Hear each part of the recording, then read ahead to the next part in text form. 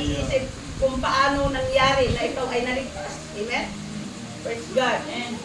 Dahil gagawa at gagawa ang ating Panginoon para sa ikabubuti natin. Number 2, ang salita ng Diyos ay nagbibigay sa atin ng pananampalataya. God's words will give you faith. Romans 10:17. Sinabi niya rito, mga kapatid, nakita natin ang kapangyarihan ng ganyang salita. O diba? Hanggang ngayon nakita natin anong kanyang mga ginawa? Mga punong kahoy, mga dagat, mga kabundukan. Praise God. Yan po ay gawa ng ating Panginoon. Yan po ang kabilagilala sa mga gawa ng ating Diyos na hindi po kayang magawa ng tao. Amen?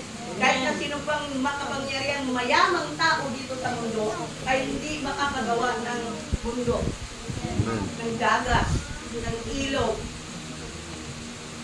Praise God. Pa yun, mga kapatid, hindi kayang bayaran. Amen? Amen.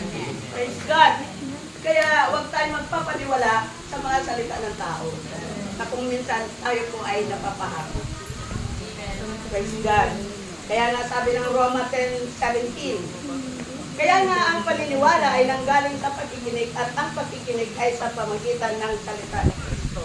Kaya ibig sabihin, sa maniniwala, dahil yun ay tiyak at sigurado. Amen? Sinabi ng Diyos, ililigtas po kayo sa tiyak na kapahamakan.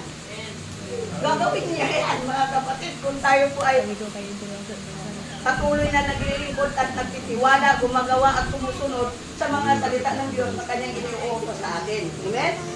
Praise God. Hindi ba natin yung magagawa, mga kapatid, kung hindi tayo naniniwala? Diba? Hallelujah. Kaya napakasarap lagi, mga kapatid, yung patuloy tayo makinig ng salita ng Diyos dahil magkakaroon tayo ng panibagong kalakasan, panibagong kaalaman, panibagong karunungan. Amen? Praise God. Hindi tayo nagiging marunong nang dahil sa gawa ng sanglibutan, kundi tayo ay nagiging magpakarunong tayo sa salita ng ating Panginoon.